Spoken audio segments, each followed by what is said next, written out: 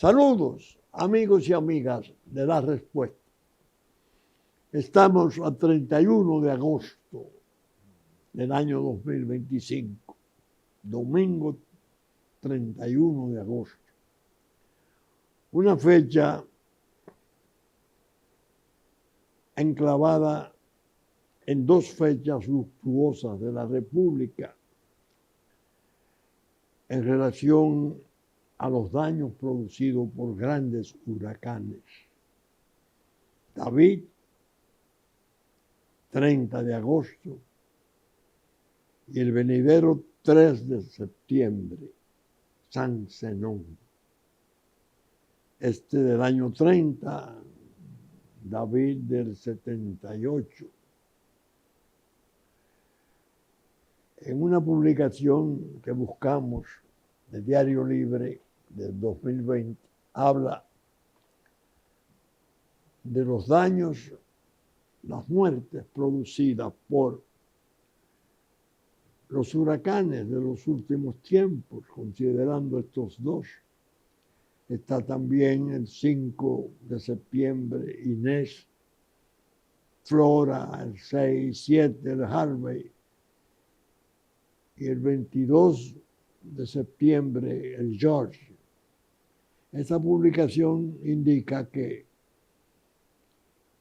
a su decir, hay ya producido 6.338 bajas, muertos nuestros y daños estimados en unos 3.037 millones de dólares, siendo San Zenón y David los peores.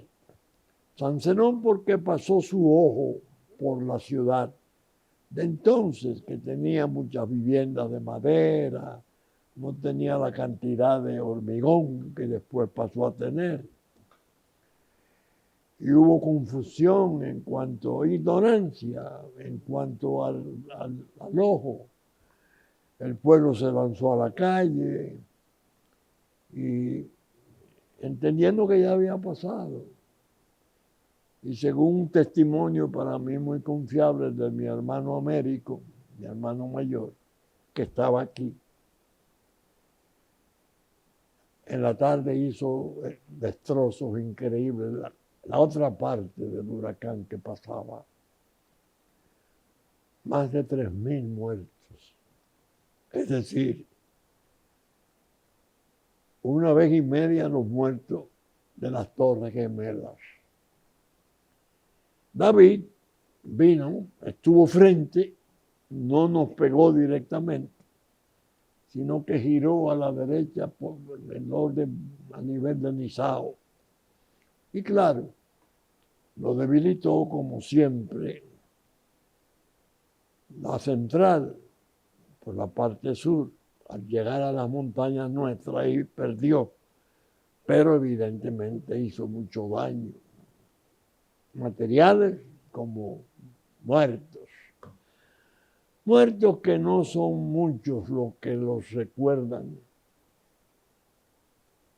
Y a mí me llamó la atención y me conmovió porque el pueblo nuestro llora a sus muertos. Ahora se vio con 243 en el caso de la Jet Set, como el país vibró de pesar y de desaliento doloroso. Y esos ciclones, cuando se han producido y han producido tantas muertes, siempre han generado la piedad colectiva de este pueblo nuestro. Por eso yo quise ponerlo para evocarlo y a la vez insistir en que nosotros debemos de seguir, ahora que tenemos los medios tecnológicos mejores, desarrollando una especie de cultura popular frente al fenómeno de los huracanes. A la gente nuestra, a la gente más pobre, más marginales, más indefensa, tratar de dotarlos de ese conocimiento de que cuando la autoridad dice, cuidado, hay tormenta, va a degenerar en huracán, viene por tal parte, en tantos días, tal hora, es una autoridad que está avalada ahora por medios asombrosos, satelitales, atender a eso, para que no se sigan produciendo nuevos dramas terribles de muerte del pueblo. Ahora estamos con los dedos cruzados porque entramos en el periodo más sensitivo, del 31 al 22, que son las épocas en que los huracanes nos han pegado, de septiembre. Alerta, pueblo, alerta, pueblo. Mucha atención a la autoridad, no desobediencia. A orilla de los ríos, en barrancas, viviendas, donde pueda haber deslizamiento, los niños. Alerta, alerta, para que no nos lleguen más dolores. Ahora bien, en medio de ese pesar, diríamos, extraño que sentí, llegó una noticia sorprendente. Cristiano, católico, como soy, debo recordar que durante los últimos años, tanto desde este programa como en las cosas que escribo, y en ocasión en mis conversaciones con sacerdotes muy generosos y bondadosos que han estado oficiando misas en nuestra iglesia, Jesús el Justo Eterno, en el fondo del pozo María Dolores Núñez. Yo he estado clamando hace ya tanto tiempo porque la iglesia recuperara la voz perdida, la luminosa voz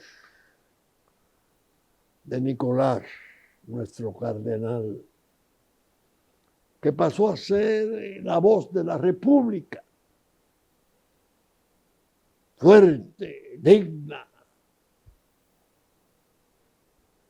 aseguradora del ánimo nacional, una prédica y una actitud que le valió la execración, las manipulaciones, la conspiración, las peores bajezas de esa trama internacional. Recuerden ustedes que hasta Mario Vargas Llosa escribió en relación a ese cardenal atrasado, como que estaba contrariando las corrientes modernizantes del mundo, las agendas antivida, las agendas estas desquiciantes que están produciendo tanto desconcierto, tantas cosas terribles. Hago un paréntesis. Ahora lo vimos, 2 niños de 8 y 10 años asistiendo a una misa en una iglesia católica en Minneapolis, ametrallados, muertos, 17 heridos. ¿Quién fue el autor? No. ¿El autor es hombre o mujer? No, es una cosa horrible, un trans que desarrolló una especie de demencia, que se entiende, una especie de esquizofrenia morbosa hasta el extremo. Le han localizado todas las llamadas, todas las proclamas íntimas, todo. Bueno, incluso cuando se cambió el nombre para que pareciera de mujer, el juez que lo autorizó en Minneapolis escribió en uno de los documentos, este señor se cree mujer, se ha creído mujer y ha pretendido dejar de ser mujer. Y aparece con una melena, una cosa horrible, armado, ametrallando a feligreses, a niños de una iglesia católica. Dios mío, ver a esos padres y a esa comunidad destroza el alma. Hasta ahí el paréntesis que pedí. Lo cierto es que entre nosotros hubo una especie de descenso en el vigor, en la hidalguía, en la energía de las respuestas a todo cuanto se venía fraguando, tramando y ejecutando contra nuestra soberanía, contra nuestro territorio, contra nuestra identidad nacional, como todos esos factores protegidos y dirigidos desde organismos internacionales detestables. Se notó un enmudecimiento de la iglesia nuestra. Ni siquiera la conferencia pastoral que cada año hacía tantas manifestaciones orientadoras que eran una especie de brújula anual para el pueblo, cayeron en un silencio raro. Las ambigüedades llegaron, se confundieron los objetivos y el pueblo se turbó. El pueblo se turbó. Yo lo sentí. No lo comentaba en detalle por respeto a mi iglesia y obediencia a sus normas y a sus métodos, que en el tiempo del padre Francisco se vieron cambios importantes. Nicolás, acorralado, pese a su valor infinito, por desgracia, en la edad entró su salud en crisis, desapareció propiamente, perdió la República, ese escudo, ese otro escudo de la defensa de su dignidad. Ahora, ¿dónde está el júbilo mío? ¿Dónde está mi alegría? ¿Dónde está mi satisfacción? ¿De dónde viene? Dios mío. Publicación del Vaticano sobre nueva diócesis Stella Maris en República Dominicana. León XIV erige la diócesis de Stella Maris en República Dominicana. La nueva diócesis con territorio desmembrado de la Arquidiócesis Metropolitana de Santo Domingo tendrá como obispo al padre Manuel Antonio Ruiz de la Rosa, del clero de la misma arquidiócesis. El Santo Padre ha erigido la diócesis de Stella Maris en República Dominicana con territorio desmembrado de la Arquidiócesis Metropolitana de Santo Domingo, haciéndola sufragánea de la misma circunscripción eclesiástica. Al mismo tiempo ha nombrado el primer obispo de Stella Maris. Oh, Dios mío, déjenme ver.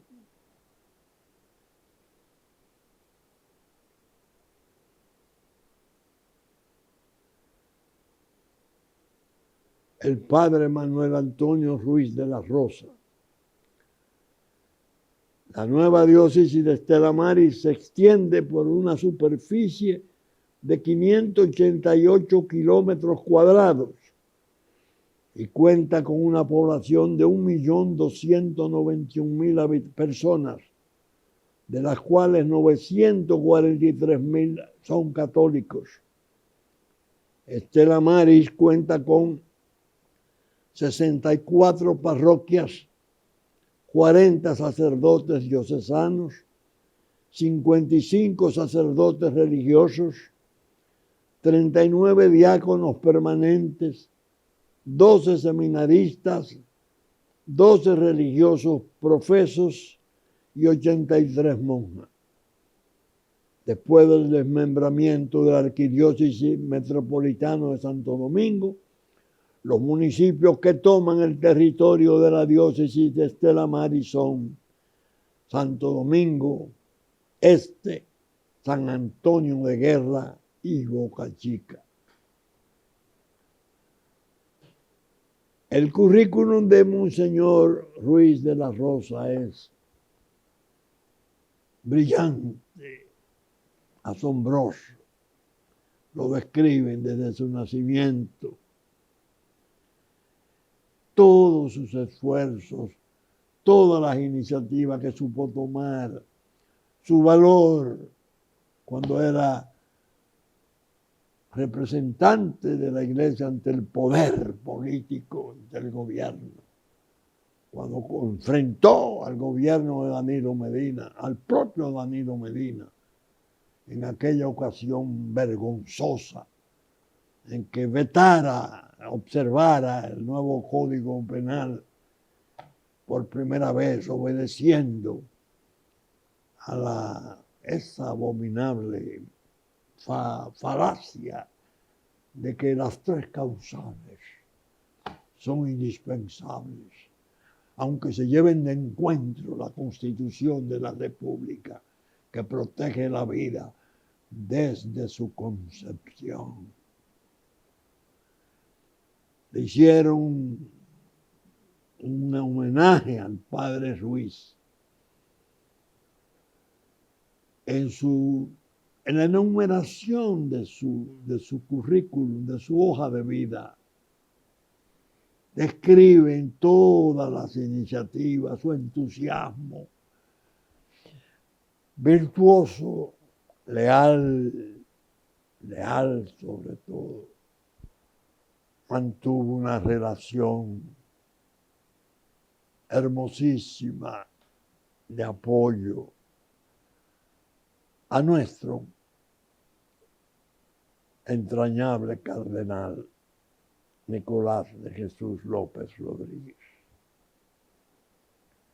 Ahí le vimos dándole la bendición con motivo de haber sido erigido obispo, y consagró esa decisión del padre León XIV otra catedral, la de Santo Domingo Este, Stella Maris. Aparecen entonces las explicaciones de qué significa esa cuestión de Stella Maris. Es bueno difundirla, porque es una manera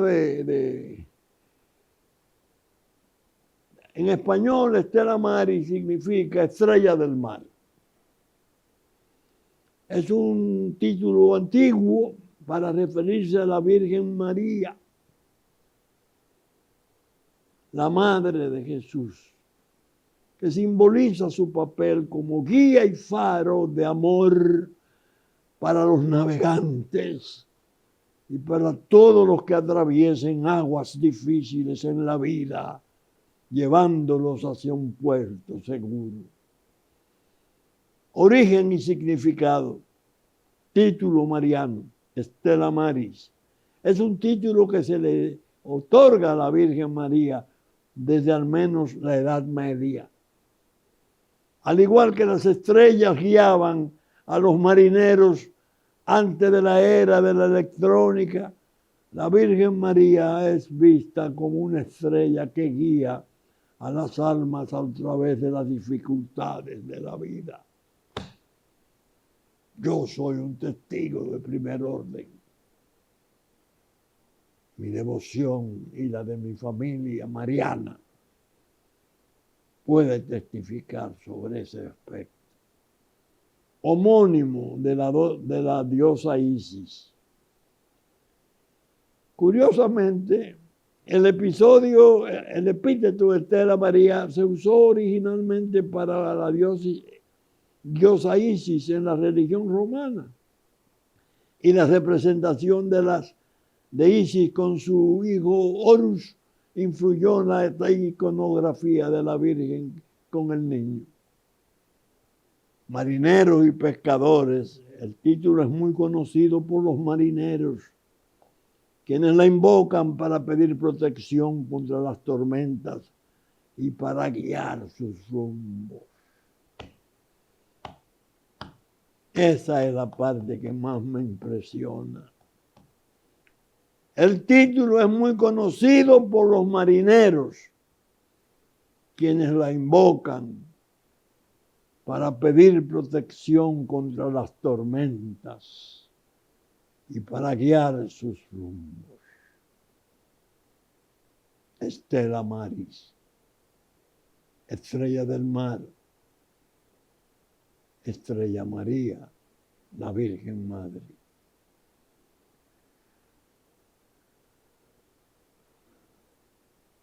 El título está presente en el popular himno latino medieval Ave Maristela, que se traduce como Salve estrella del mar.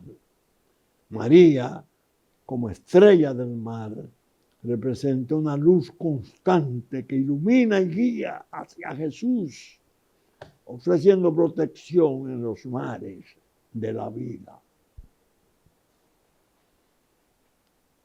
Óigame, yo he sentido una admiración y una alegría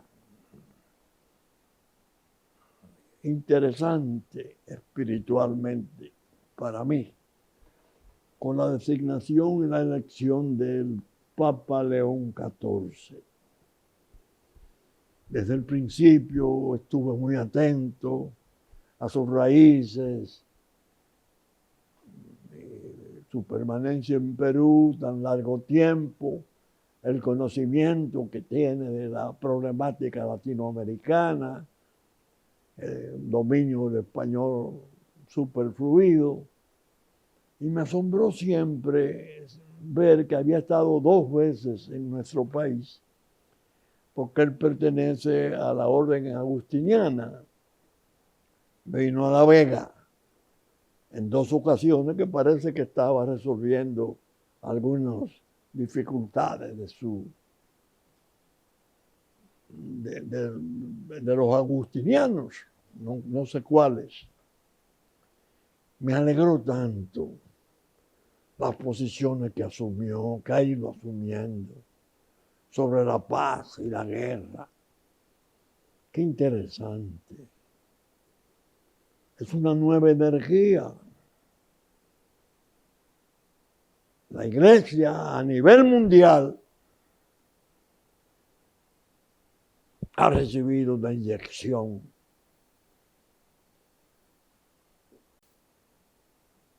de poder espiritual renovado en la feligresía de escala mundial.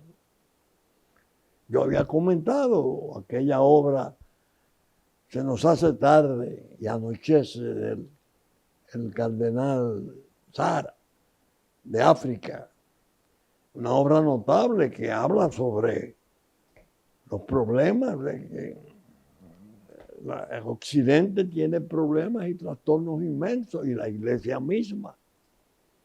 Es un devoto, un seguidor de Benedicto XVI, y se pensó que podía ser elegido papa. León XIV llega. ¡Oh, qué refrescante! Pero esa designación del padre Manuel Ruiz, que a mí me llena de satisfacción y de alegría, porque soy un testigo de primer orden de su entusiasmo, de la calidad humana tremenda que tiene para servir y de su sus virtudes como sacerdote, tiene algo más.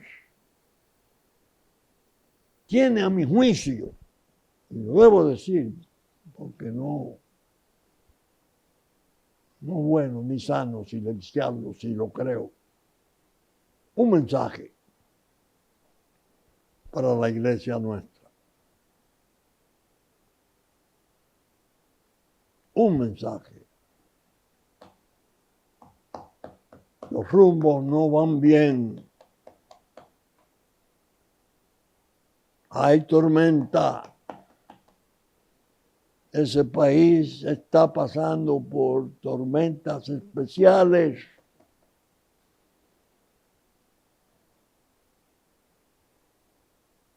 Ahí va Estela María, para que la invoque su pueblo en los momentos difíciles, porque está atravesando.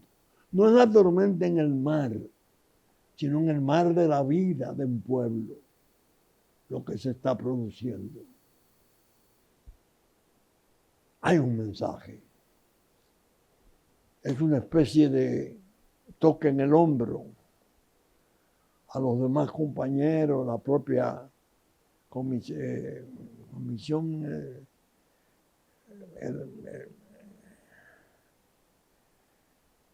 del episcopado. Decirle, señores,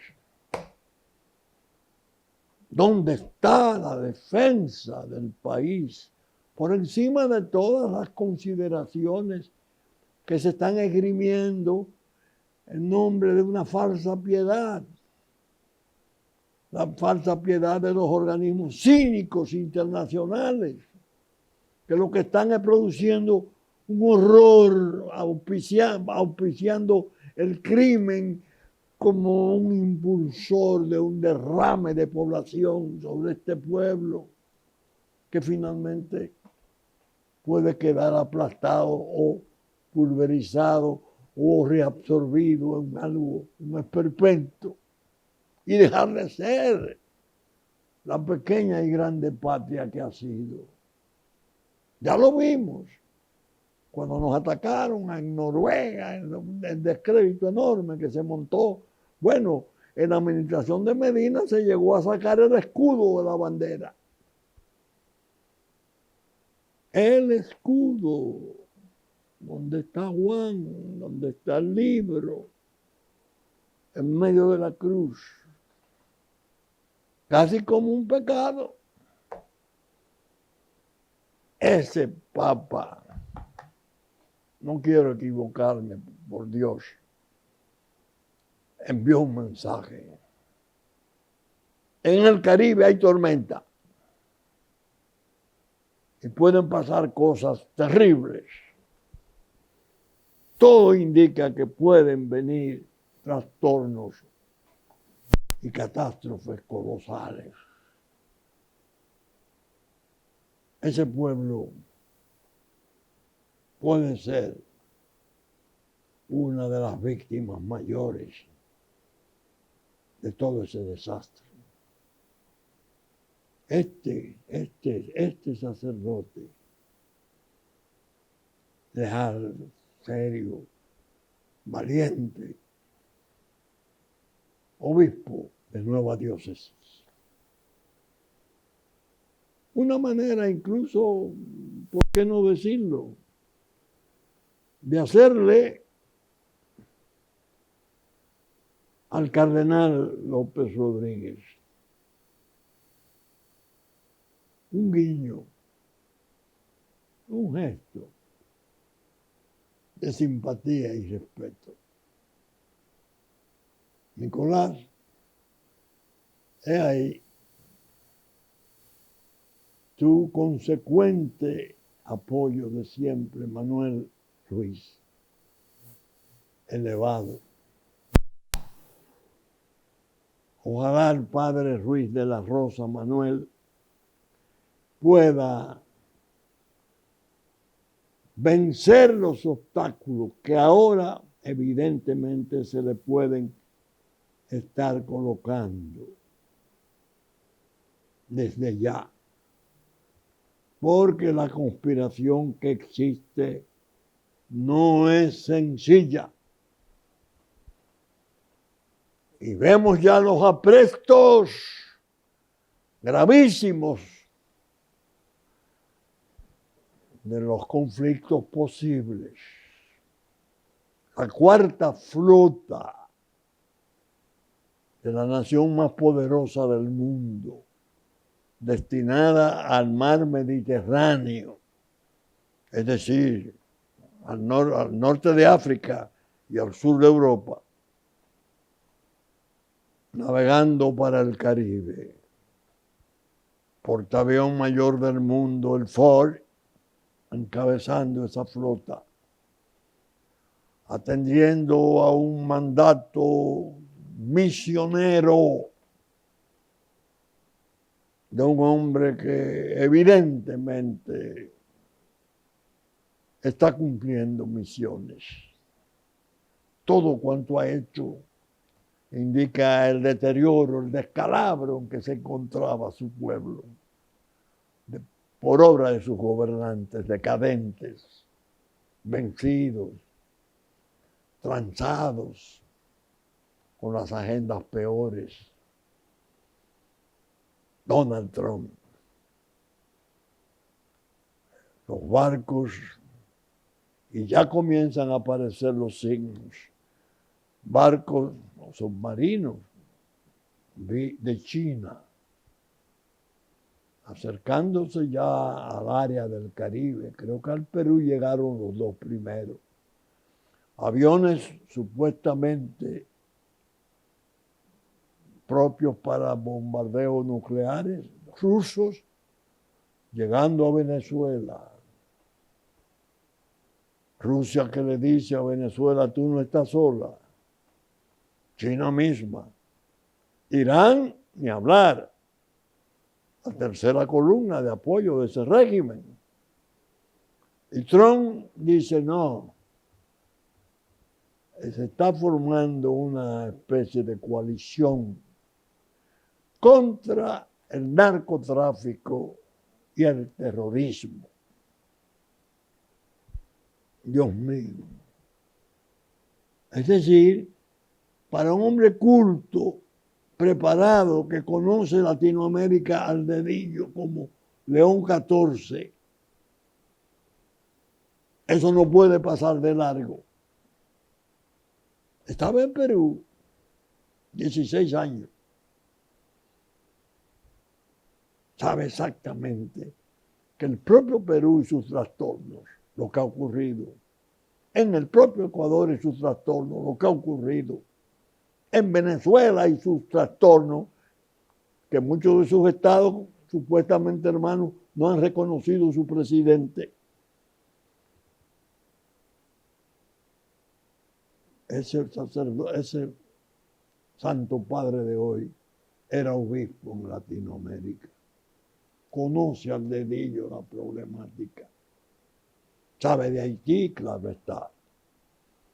Sabe de lo que fue la ocupación inútil y perniciosa, venenosa de la MINUSTAH, estéril, 13 años, apoyando propiamente las operaciones del narcotráfico, porque no le podían poner la mano a la cocaína que llegaba desde Colombia y Venezuela. Desde el Catatumbo, según el propio presidente colombiano ha declarado, Haití. Ese Santo Padre no ignora esas cosas, ni hay que contárselas. Y entonces hace ese gesto, ese esfuerzo, conforme a los patrones que tiene la iglesia de comportarse frente a sus sacerdotes y a su jerarquía. Venga, Manuel, obispo Manuel Ruiz de la Rosa, que Dios le acompañe en todos los esfuerzos que de seguro hará para, invocando a Estela María, ayudar a reajustar los rumbos y evitar las tormentas y borrascas de la vida de este pueblo, desde el púlpito católico. Los que quieran reanimarse, los que entiendan el gesto, los que entiendan el mensaje del Santo Padre de hoy, que se sumen, que la patria lo va a agradecer inmensamente. Bien, en medio de esto se produce la llegada de una misión norteamericana. 4 altos funcionarios norteamericanos del Departamento de Defensa de los Estados Unidos y del Consejo de Seguridad Nacional de la Casa Blanca, encabezada por Michael Jensen, director senior para el hemisferio occidental del NSC, y Joseph Humair, subsecretario adjunto de Defensa para asuntos del hemisferio occidental, que pasarían 4 días de trabajo intensivo, que la misión se extendería hasta el martes de esta semana pasada, que tendría reuniones bilaterales diseñadas para profundizar los vínculos de cooperación en seguridad, defensa y desarrollo estratégico entre Estados Unidos y República Dominicana. Incluso en ocasión de su visita se le dona un guardacosta muy importante, el Arturus GC-114 de la clase Defiant 85, Near Costa, Patrol Vessel, adquirido mediante el programa de venta militar extranjera del gobierno de los Estados Unidos a través de la Agencia de Cooperación para la Seguridad y Defensa. Se podría decir que la voluntad política de Donald Trump estuvo aquí 4 días. En una forma extraña, porque solo la nota que salió de la embajada fue lo que se conoció, no se supo con quién se reunió, que iría a las Fuerzas Armadas a reunirse con el ministro, claro está. Después que salió que el lunes fue a la frontera, pero esos 4 días de trabajo no se dijo, porque los trabajos serían intensivos. Se supone que de ahí el secreto. ¿Qué vinieron a hacer? Marco Rubio, secretario de Estado al lado del presidente Trump, entre las cosas que dijo, fuera de lo que indicara sobre Ucrania y el interés enorme del presidente Trump de suscitar y convocar la paz, dijo que se está trabajando en una especie de coalición para lucha frontal contra el terrorismo y el narcotráfico.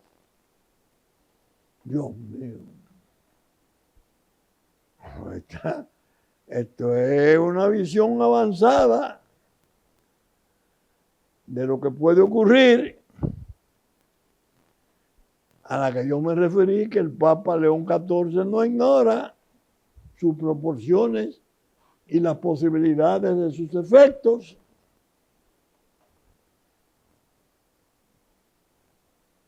Dios mío. Yo me puse a pensar, Dios santo, gracias Señor, porque tú me has dado la memoria y todavía me conserva el razonamiento. Le dije a mi auxiliar, doña Grisel, búsqueme la conferencia que yo dictara, oigan la fecha, en el segundo simposio contra el narcotráfico marítimo en el continente americano, en el Hotel Drem, Valladolid, Romana, el 29 de julio del 2010. Hace 15 años. 33 páginas. Dios mío. ¿Cómo pudo este abogado, que ciertamente contaba con la ventaja de haber estado trabajando intensamente en el área de la lucha anticrimen organizado, pero esa previsión de llegar a decir, no solo en esa, sino una dictada en Bruselas, vendrá un tiempo en que no será la persecución del crimen organizado policiva, no será a base de casos, será a base de reacciones del Estado víctima, que se le quiere poner como Estado autor. Estados Unidos. ¿Cuántos cientos de miles de jóvenes están muriendo en el fentanilo norteamericanos? ¿Cuántos millones están afectados ya por otras drogas? Y yo decía en esas conferencias a los almirantes de América Latina, qué bueno que se celebre ese simposio en este momento. Qué apoyo tan significativo. Las reacciones fueron interesantes. Recuerden que yo la comenté una, de los 4 almirantes norteamericanos que vinieron, el de más edad, le fue preguntado por el jefe de Estado Mayor de la Marina nuestra. Entonces el almirante Lajara Solá, ¿qué le pareció la charla, la conferencia del doctor Castillo? Nos enseñó historia, aunque con dolor. Se refería a que en esa conferencia se hablaba de la evolución del narco entre nosotros. En la fase primera de muchos años y décadas en que no se conocía, la fase aquella en que se creyó que éramos territorio de tránsito solamente, y cómo se fue eso agravando hasta llegar al peligroso estado actual. Ahí era que yo decía, esta región, el este, es la tercera frontera, Puerto Rico, de Estados Unidos, la que queda cerca. Aquí vendrán operaciones masivas de carteles y serán los estados los que tendrán que reaccionar con fuerza de flotas, no de unidades policiales persiguiendo a hijos. Mírenlo ahí. Tuvo que producirse desde luego aquello que se ha producido en Estados Unidos, que se está desarrollando, que todavía no se le ha visto el alcance. De manera que este ha sido un fin de semana especialmente cargado. Haití.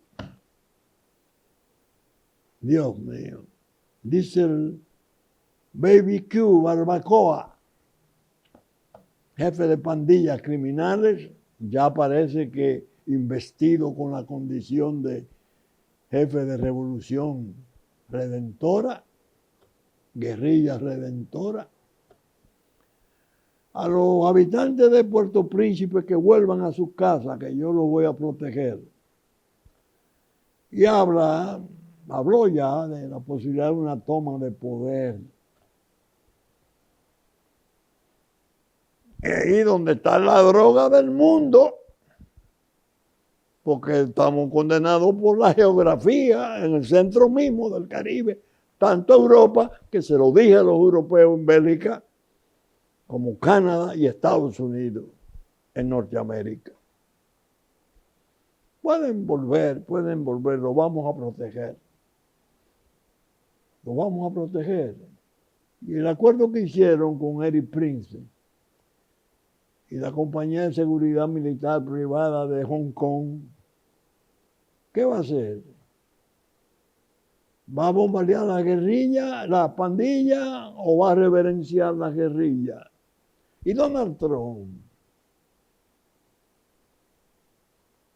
que está clamando por una de escala mundial, Reino Unido incluido, Francia, para luchar contra el narcotráfico internacional, ya como un factor capaz de producir guerras híbridas, porque su pueblo lo está sufriendo.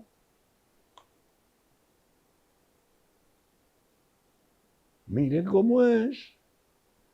No es sencillo lo que tenemos. Y ahora, para colmo, Ismael Zambada, el Mayo, que se había declarado inocente después de aquel pasaje en que si fue secuestrado, si fue que se entregó porque estaba enfermo, o se entregó porque estaba pobre, como decía una voz tan alta como la de Anabel Hernández de México. Nosotros dijimos, no, se entregó, ya se declaró culpable. Y ha hablado de toda la cooperación que el Estado de México, los gobiernos de México, le ofrecieron a él y a quienes sobornó. Parece que le ha dicho a la autoridad norteamericana todo. El fentanilo incluido. Están armando un expediente pesado, tan pesado, que yo con cierta preocupación he visto que hasta la propia presidenta de México, tan austera, tan serena, tan enérgica siempre, ha perdido un poco la serenidad. Están extraditando capos, muchos capos, 13 o 14 fueron. Pero Trump dice, no, eso no es. Los carteles están. Ella está naturalmente atendiendo a que no se produzca un ataque a México. Dice, eso sí no, porque las tropas aquí no, pero y los drones, no, y los carteles, y Sinaloa. Es decir, el interés del programa es alertarlos a ustedes de que cuanto está ocurriendo no es algo de crónica policiva, sensacionalista, de carteles, de droga, alijos y esas cosas, no. Cuanto está ocurriendo corresponde a un trastorno estratégico de geopolítica gravísimo, en el cual hay eventualmente vertientes delicadas. China, Rusia, Irán. ¿Qué va a hacer Trump con Venezuela? Bueno, todo el mundo dice, no creo que la invadan, que Venezuela tiene una dignidad histórica especial, y tiene ejército, tiene con qué intentar su defensa. No creo que sea eso. Pero quizás estén aguardando sucesos internos dentro de las propias fuerzas bolivarianas. Y el bloqueo presionante puede ser una manera de decirle a aquellos que lo intenten, nosotros estamos aquí para cualquier necesidad de que ustedes puedan ser abatidos por milicias o parte de las fuerzas bolivarianas que permanezcan leales al presidente Maduro y a su grupo de poder. Es decir, Petro en Colombia manda 25,000 hombres, ¿dónde? Al Catatumbo, la frontera con Venezuela. porque entre las cosas que dijo en su discurso que no va a admitir que Estados Unidos participe, pero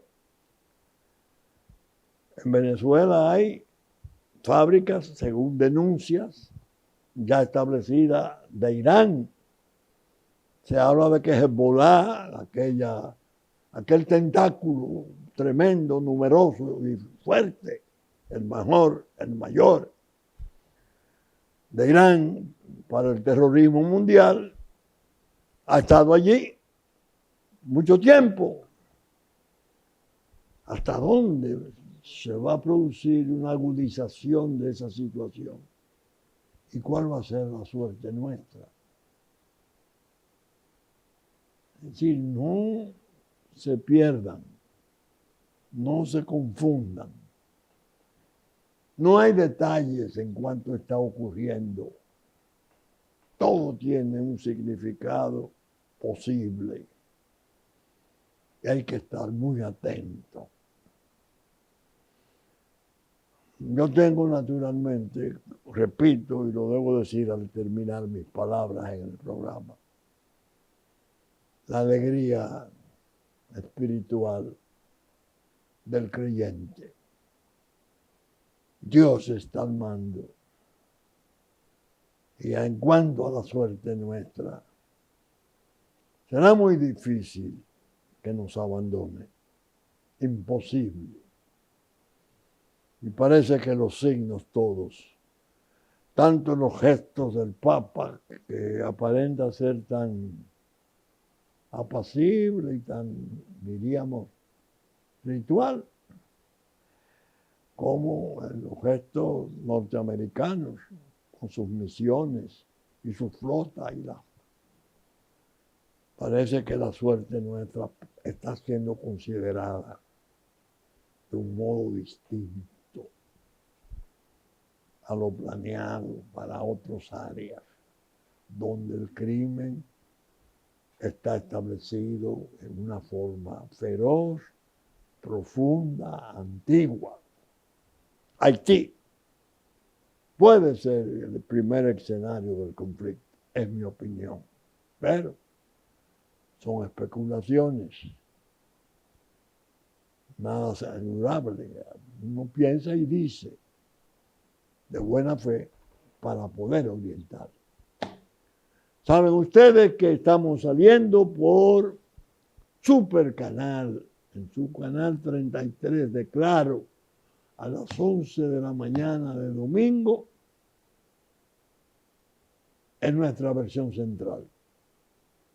A las 12 del mediodía de domingo, Teleimpacto, en sus canales 52 de Claro, 22 del cable, a las 12 del mediodía y a las 9 de la noche de domingo, que reproducen nuestros contenidos. Y estaremos en YouTube a partir de las 12 del mediodía.